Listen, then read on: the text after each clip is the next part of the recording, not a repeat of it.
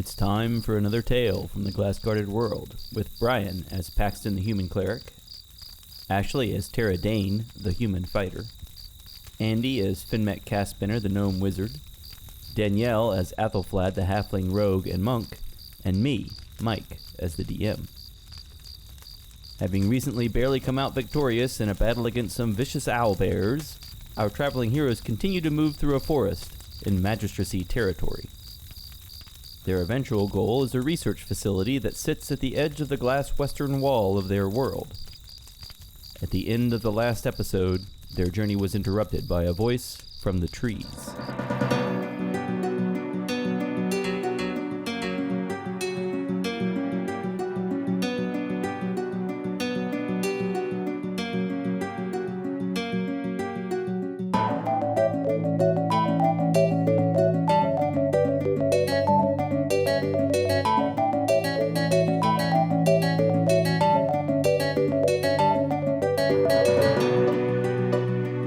Continue walking through the forest. The path winds back and forth under the aqueduct, generally keeping to the most level, navigable ground.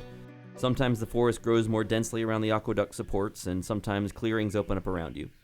As you walk through one of the denser areas during the day, a voice suddenly calls out, "Stop where you are, outsiders! No sudden movements, you are surrounded!" Elves.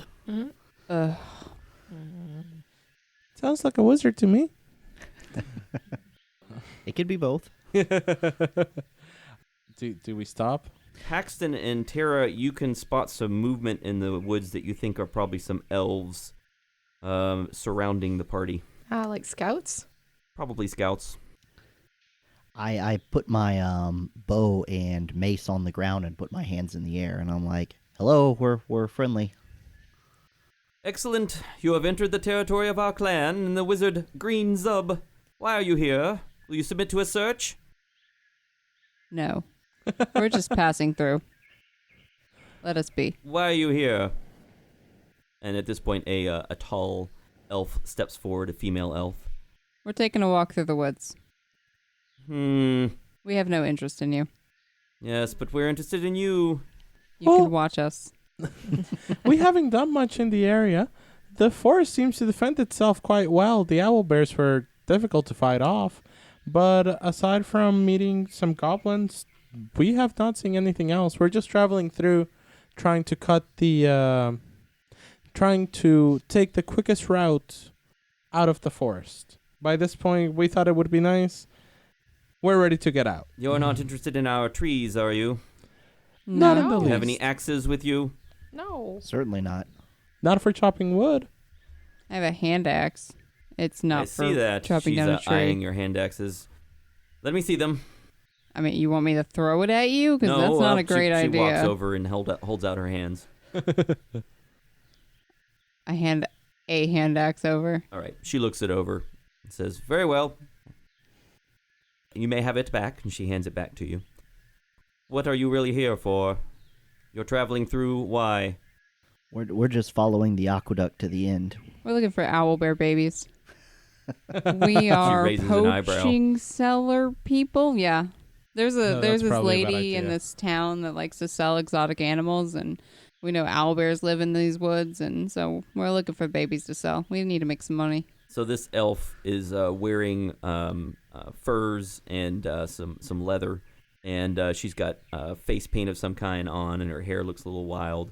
And she says, "Don't think that I'm buying your story, but you're not here to cut down our trees. I don't see any other logging equipment." Well, we have been traveling for quite a while.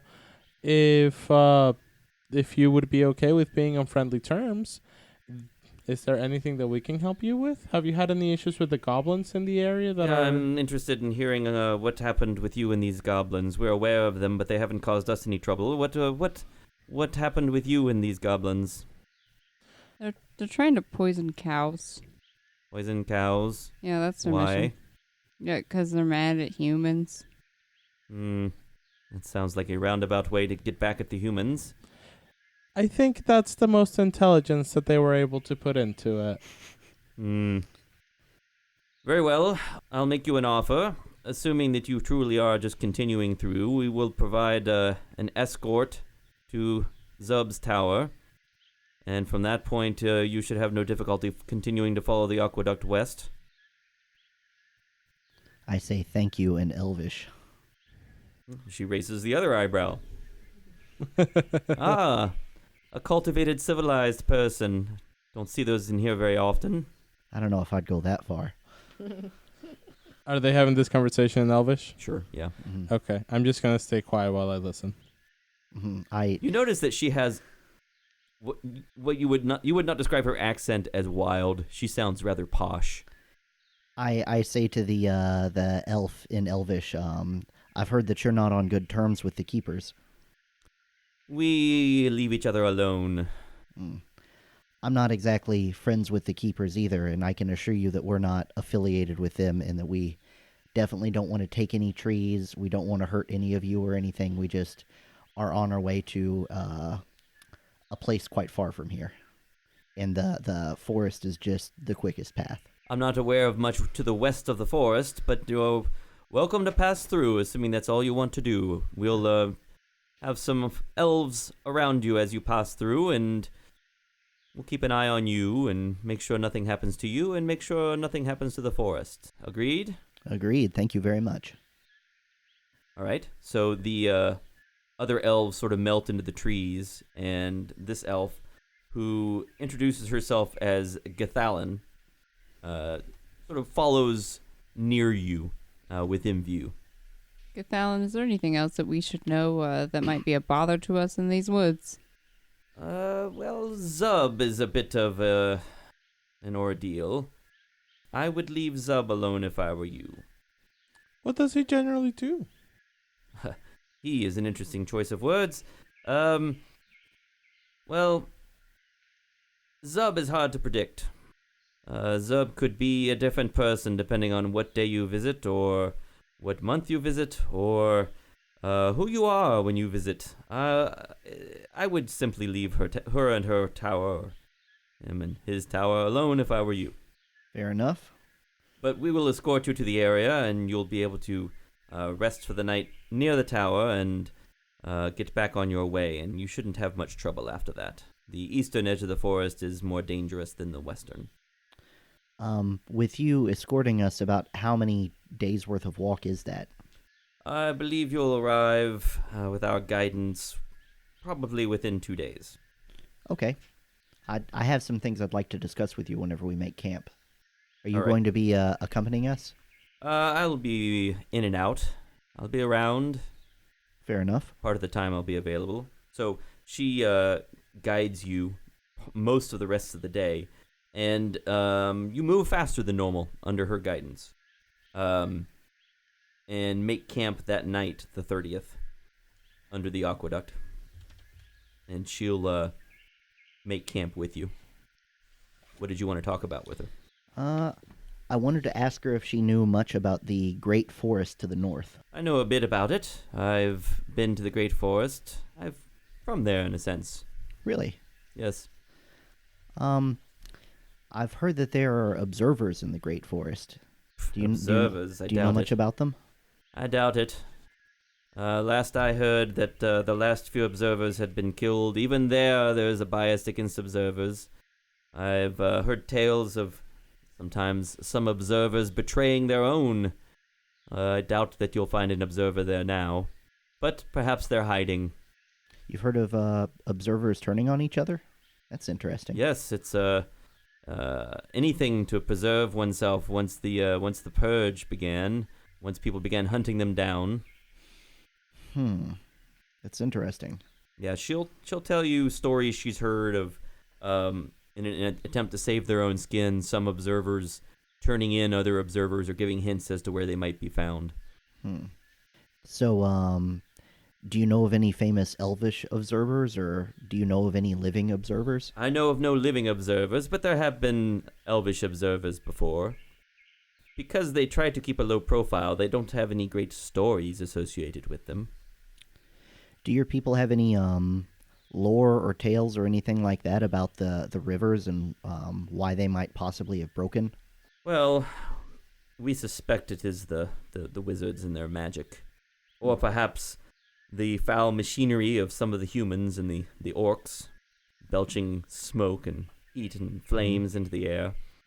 And one last question. We came across the other night a party of boats moving down the aqueduct, and we're pretty sure we saw some elves on board, and that was quite an unusual sight.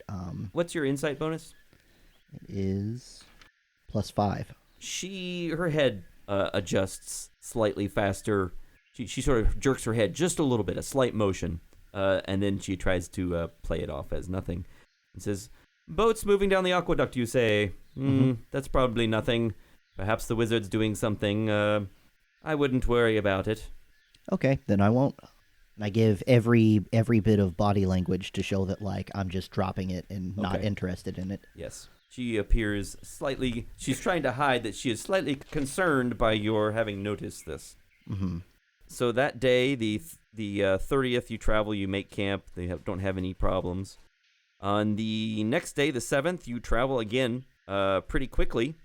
And, in fact, you arrive at Zub's Tower that evening. You're making such good time. Is the 30th the Last day of that month. So now then... it is the 1st of the 7th month. Okay. Thank you. Mm-hmm. Through the trees ahead, you begin to see a wooden structure protruding above the treetops. By the evening, you reach it. The aqueduct splits in two here, with a clean water stream traveling north around the tower and the other traveling along the south side of the tower.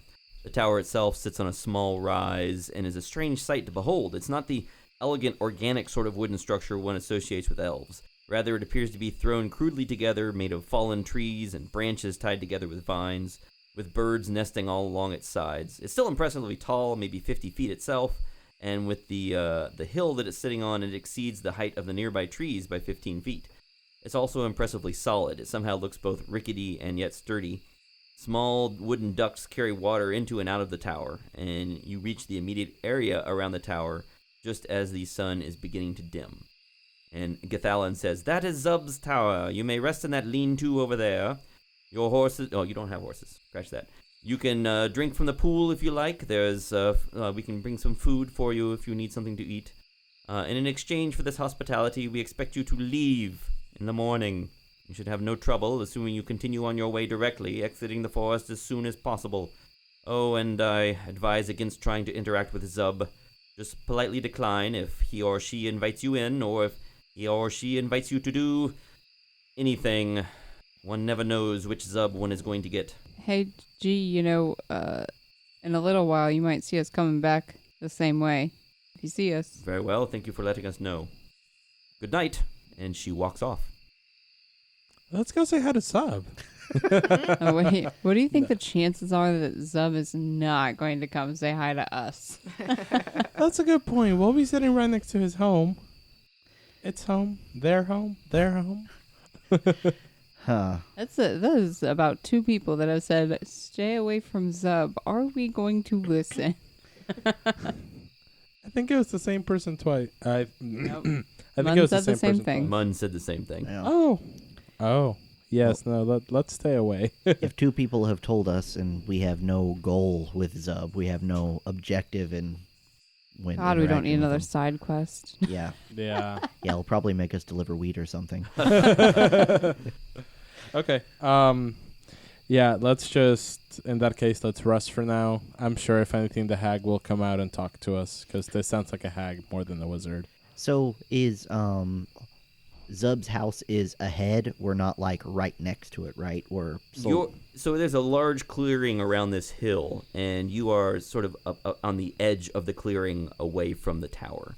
You're maybe 60 feet from the tower. So I'm gonna suggest that we move very stealthily and try not to look like people are moving past this tower, just in case.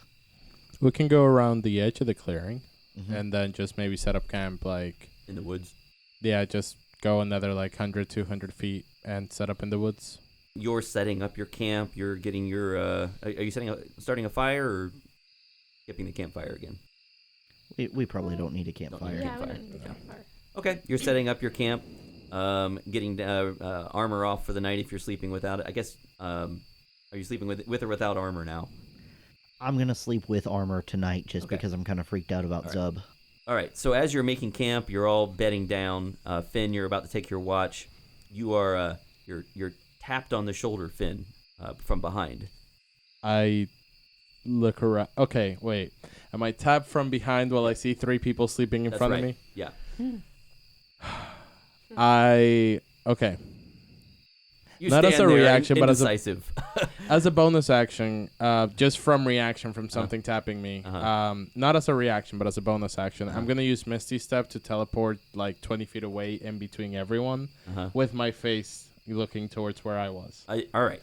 So you can see standing there is a woman wearing brown robes, and she's kind of crazy looking. She has a flowering plant of some kind growing out of one of her pockets, and she has a crazy mess of white hair flying in every direction.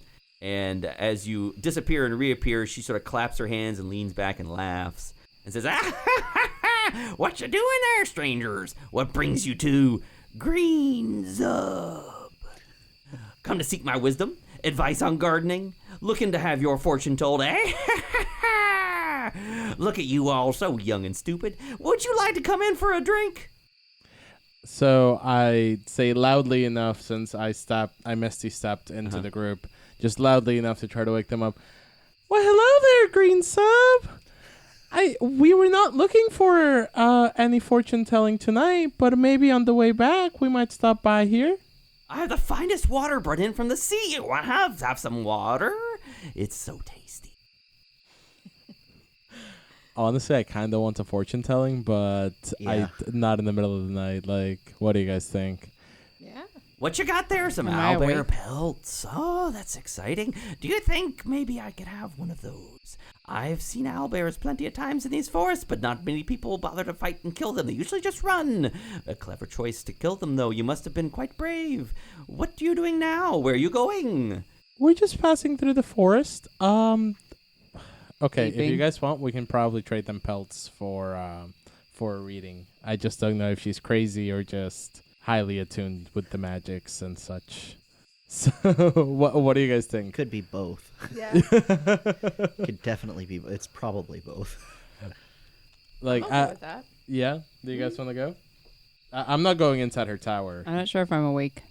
Oh, I said it loudly enough to wake y'all Yeah, up. you hadn't quite gone to sleep yet. Okay. As soon as she asked for the pelts, I'm like, my cape. Tara just shrugs, like, I'll kill another. Sure. Would you be willing to trade one of our pelts for fortune telling? Fortune-telling for a cape? Certainly. Of course. I make no promises about the fortune-telling. It could be useful, it could be useless. You never know. That's quite all right. Can you do it here? Here, right here outside my tower? Well, that's no fun. I suppose I could think about it. What sort of fortune do you want told? A good one or a bad one? The good stuff or the bad stuff? Well, my mother always told me bad news first, so Very well. Give me your hand. I extend my hand. No. I mean, cut it off. I'm sorry. I don't quite have the ability to do that yet. Oh, would you like me to remove it for you? No, that's quite all right. Well, this isn't going to be any fun. All right, well, just hold it out then. I warily hold up my hand. All right, now. she grabs your hand. And she says, "Oh, this is very interesting. Yes, you will continue to be a gnome." I feel like we just gave away a pelt for Is nothing. that bad? Well, if you don't like gnomes, it is, yes. I see there will be some very exciting, dangerous things in your near future. If I were you, I would brush up on your investigation skills. Yes, it looks like you need to be able to pay attention to some details around you soon. Perhaps you should, you have any spells that make you more perceptive that might be useful? I'll have to look into those. I have been considering everything that's happened over the past couple days. I definitely think I need to work on my ability to pay attention to my surroundings. I say as I get engrossed in the fortune telling, like, yes, confirmation bias. Yes, I think that perhaps I think you've chosen a good group of allies here. I think that's a good choice. Yes, I think perhaps they'll be very useful to you, or perhaps you'll be useful to them. It's hard to tell. I don't really have anything specific. It's it's hard without gods to make accurate predictions about the future. So who knows? But I'll take that pelt now. I hand it over to her, and just sad that I gave away the best blanket I've ever had. Owlbear pelts is so interesting. I should look into that some more. Yes, I think I'll look into it right now. Yes, now. There's probably an interesting story about that. I should write that down. She snaps her fingers, and a wax tablet and stylus appear in her hands, and she starts writing and walking away from you. Just suddenly turns around. Yes, about that. And she just wanders away. Okay. I'm okay with that. Does Arrival have nearly as many eccentrics as the Magistracy? Because it seems crazy out here. Yeah. I was going to ask if she was related to Sigbert. Yeah, she sounds similar, but Yeah. a little less sane. I think it's the quality of the information that made me draw the connection. I see. Nice. Like you will continue to be a gnome. Yeah. Well, I totally bought what she said, and I definitely plan to be more aware of my surroundings and start paying more attention to little details of things around me. I mean, if that's your bad fortune, I think you're doing pretty well. Yeah. Yeah, really. that's true. Though I wish she would have told you something you didn't know already. I know. Oh. I just got that. All right. So that night you sleep uninterrupted. Nothing happens. And the next day the elves don't reappear. But it's easy enough to follow the aqueducts as they reunite and travel west. And you travel without event for the next 4 days. So does Griffin come back? Griffin comes back after 4 days. Okay. As you're reaching the edge of the forest. You arrive at the tower on the 1st, you travel on the 2nd, 3rd, 4th, and 5th, and then on the 5th, you reach the edge of the forest. Okay. And this is the edge of the Westlichtenwald? That's right. Okay. Westlichtenwald. You reach the edge of the forest, and you can see stretching before you, as you exit the forest, the western wall is looming in front of you, still several days away, but it's become noticeably cooler here, even though it's still summer. You can see distant hills, and atop the hills in the distance, far away, some sort of dark structure just at the limit of your vision. Is it circular or a particular shape? At this distance, it's just a little black shape, maybe more square-like, but you can't really tell. It's days away still. And it looks like it's up against the wall? Yes, that's Okay. right. So you continue to travel. I'm just trying to take care of this side quest literally on the side. So after I sense Griffin, let him inform them. Does he just give me another abrupt answer? Yep. So he gives you a note that says, "Thank you for the additional information. When the aqueduct is repaired, we will try to dispatch some forces to deal with this." Okay, that's good enough for me. I let them know. Yes, I already told them about Blake and Daenerys. Right. So they should have caught the meat. That's right. No loose ends. Okay, I'm ready to concentrate on the tower now. Yeah, I mean, I The don't... western wall. I don't believe in Duke Gerwolf's ability to actually solve the goblin problem. Not without us giving him step-by-step instructions. That's why I've been Yeah. sending Griffin. Yeah. Okay, so I just pet Griffin and glad that he's staying by our side now. Would mail that you get from Griffin be considered Gmail? It is now. Yeah. Yeah, it comes with some ads. I forgot to mention that. The 5th, nothing exciting happens. You begin traveling across this relatively barren land. On the 6th, as you camp overnight, Oh, I also started wearing my fancy clothes. Paxton, you've got the last watch, right? Yes. So on the 6th, as you're camping overnight, you can hear a familiar sound coming back down the aqueduct toward you. And it is the same sound of some boats floating down the aqueduct. I don't wake anyone up. The 7th is just a day of uneventful travel. And on the 8th, you are approaching this building. So the temperature continues to fall. You travel for 4 days, ever closer to the wall. The sense of scale at this distance can be disorienting. You don't encounter any communities or travelers or even wildlife aside from an occasional bird or rabbit. The only signs of inhabitation are the aqueduct and this distant building that you can barely see by the wall.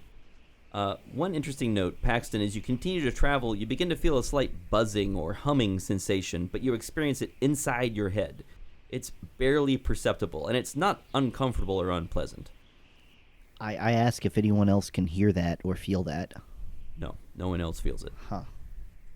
The wind blows frequently here, picking up clouds of dust and blowing them toward you, and toward the middle of the world. The distant hills appear to shift over the course of these several days of travel, and as the wind picks up sand and dust, and then deposits them again. Between the abrasive wind and the cold, it's actually not a pleasant journey. After 4 days of travel, you're finally close enough to make out the building's features. It is a tall, grandiose building, 40 feet tall, and built in an elaborate architectural style. It was originally built of black stone, but the wind has eaten away at the walls, revealing mottled patches of gray and white stone underneath. It is an imposing structure, but it looks worn and tired. The aqueduct comes to an end in front of this building, gradually sloping down to a large pool of water. A large belt turns here on large wheels without a visible power source, driving a set of hoppers in and out of the pool. They carry water up to the return aqueduct, dumping it in and sending it back to the sea. Broad steps lead up to both sides of the aqueduct, providing the most convenient access you've seen for any aqueduct so far. It would be easy to get up and down and carry things up and down to the aqueduct. An array of pipes also runs out of the aqueduct and into the second floor of this building. The building appears to narrow somewhat behind the large entrance structure, so you can't see from here at the front what the sides of the building look like. You can see, however, 2 large wooden doors. So as I'm getting closer to the wall and towards this building, is that humming getting louder, or is it A staying... little bit, but not a lot. But noticeably? But noticeably, yes. Okay. And Athelflad, as you're getting closer, you notice that there are holes above the door, this large door, and there are also arrow slits in the towers flanking the building. That's just a passive perception check. You notice. Actually, Paxton, you noticed it as well. So we're very close to the entrance to the building. Yeah. How far away are we from the actual wall itself? You are probably 150 feet from the wall. You're real close to the wall. And the building extends up to the wall. It is right up against the wall. The back of the building is right up against the wall, flush to it. I want to walk past the building and touch the wall. Okay, so you walk around the sides of the building, and it does narrow to the sides. Are you I guess you're investigating, or what are you doing? Are you just going to touch it? I just want to touch it. I want to see if the buzzing in my head gets like exponentially louder as I get near the wall. No, and touching it, you don't experience anything. You experience this slight increase in this buzzing, but it's not unpleasant, and you don't...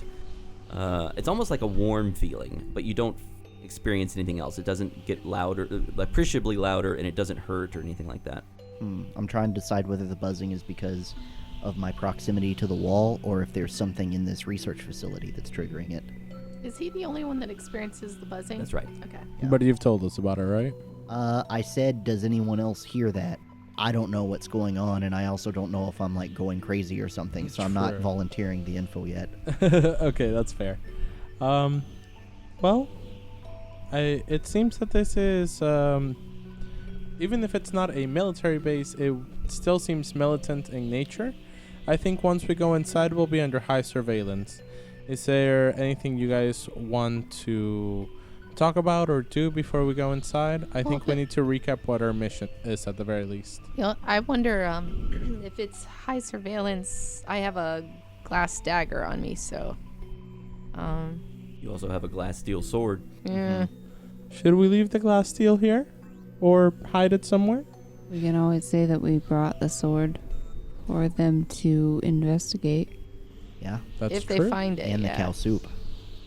True. We're dropping off arcane items of interest. That is for the safety of the countryside. So we're here to drop that stuff off and get, or ask about at least, Tor, who we were told was a 17-year-old human with a light beard, dark skin, and a red robe. Not a light beard, but a, Scraggly. yeah. We also have the card from Mundo that shows that we are here on his steed. He said that it would be the thing that lets us in, but I don't know if we want to use it, considering that using it, if we don't know what happened to Tor, it might not necessarily be a good thing to say that we're with Mundo. So let's try to get in without using the card if we can help it. Or mentioning Tor. Or mentioning Yeah. Tor, yes. Don't we also have a card from Gerwolf? Did Geralt? he give us the Duke? No, I don't think we have No. anything from him. Okay. We have notes that we've been communicating with him, but that's about it. We could say he sent us here to drop off this this cow juice. True. All right, let's see what lies we need to tell. All right. Okay. So you're walking up to the doors. Yes. Anything else you want to do before you go in? I cast mage armor on Finn. Okay. You walk up to the doors. There are these two giant wooden doors, 15 feet tall. They look pretty sturdy. I knock on them, yeah. All right. You knock on the door. You can hear sort of a loud thunking noise. There's probably an echo on the other side. You can't hear it because they're so thick, but yeah, they sort of reverberate on this side. But no answer. You wait. Nothing happens. Try again. You try knocking again. No response. Tara knocks really, really loud. No response. Is there a handle? Is the door unlocked? Yes, there are some. Yes, there are handles on the outside. Pull handles. Yes. I pull the door. All right. You pull on the door. It takes some effort, but it does open. I walk in like I own the place. All right. I follow her. You swing the door outward, straining against its great weight. Just inside the door, you see two massive beams that could be set across the door to bar entry.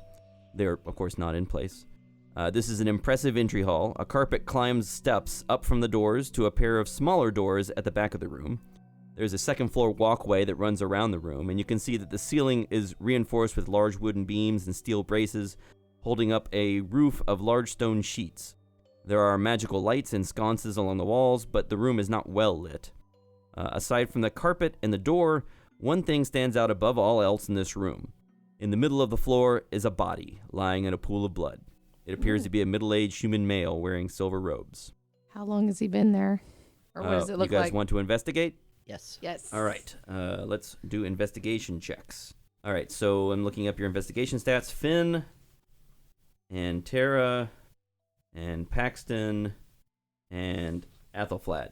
You're not sure how long he's been there. Paxton, you think you've, based on how your medical skill, your medical background, and how dry the blood is, you don't think he's been there long.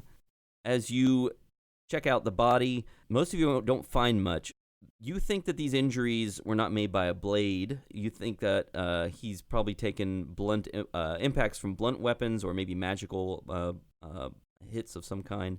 He looks like he's taken a heavy blow to his torso and his head. Scattered around him, soaked in blood, are papers with what at least initially look like illegible magical scribblings. What do you want to do? Does anything in the room look like it's disheveled at all? Like a Interesting. So you are looking around the room. You notice that although this hall was probably once grandiose, it looks like it hasn't been well maintained. It was probably extremely impressive at some time, but now it looks like it just hasn't been thoroughly cleaned and kept up. The rug is a little bit moth-eaten. There are little bits of cobwebs in the corners. the condition of the dead person's robe, is it also kind of tattery? Not as bad as the room itself, Okay. but not immaculate. This looks like a job for Lumpin. We could use a second set or another set of eyes. I'll pull Lumpin out and I'll activate him. Tara is looking around for like what could have hit this human. Mm-hmm. Lumpin pops up and says, "Hi." Hey, buddy. Can you stay here, keep an eye out for us? If anybody comes by, just scream. Okay, what's going on? We don't know yet. Okay, what am I looking for? Just people? Ooh, there's a dead person. Yep. Anyone but him. Okay. Or us. Yes, if you see anybody else, just simply shout for me. Okay. That's the first thing you need to do. And don't clean up the crime scene. Oh, he's got magic papers. Can you read those? But But you said not to clean up the crime scene. Hand him the papers. You can pick up the papers. Oh, okay. But I'll get dirty. Is that okay? Here. And then I use my magic hand and pick them up and hand them to him. All right, so he takes a look at them. And he says, I can't read anything on any of them except for this one. And it says, broken the taboo. It must be stopped before it is too... And that's all it says. I can't read any more than that. The blood has just made all the ink run. It must be stopped before blank. Before it is too... And then blank. Lumpen also says, he's a wizard. Or a sorcerer, but I don't see a spell book or an arcane focus or anything on him. I think somebody has already gone over this body. Thanks, Lumpin. Can we tell by the dead guy's robes if he like anything like a faction or political alignment? Ooh, Ben, what's your arcana? +6. You think that this was a specialist in divination. He must not have been too good if he got killed. Should have seen that coming. As you're looking around, the smaller doors at the back of the room fly open, and a group of people quickly rush into the room. Judging by their apparel, they're all clearly arcane spellcasters, wizards, and sorcerers. The one in front is a young woman, and she has her back to you, and she says, he's in here. Please, you've got to do something. But she stops when she turns and sees you, and then they all stop and stare at you. Hello. Staring back. You're all just stopping and staring back, and Finn says hello. We didn't do it. He was dead when we got here. From the back of the group, a figure pushes the wizards and sorcerers aside, making his way through them and towards you. He pulls the hood of his gray cloak off of his head and looks at the body on the ground, and then looks at Finn and says, do you remember when I said there are secret places where you should not go? You have found one of them.